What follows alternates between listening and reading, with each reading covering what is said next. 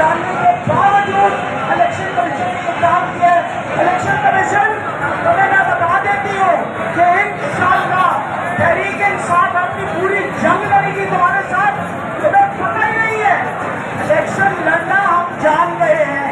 तुम्हारी पीछे हुकूमत थी, 17 जुलाई को तुम्हारे मुंह में तमाचा पड़ा था, लोगों ने लाहौर के अंदर तुम्हारे मुंह में पत्थर मारा।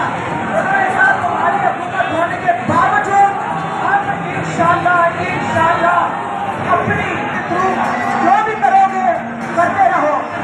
हम ना पाकिस्तान छोड़ के हम पाकिस्तान में रहेंगे, पाकिस्तान की आवाम की जंग लड़ेंगे। एक नारा लगाएंगे, कौन बचाएगा पाकिस्तान, कौन बचाएगा पाकिस्तान। इमरान तेरे जानिसार, इमरान तेरे जानिसार। नारा तकबीर, नारा रिसालत।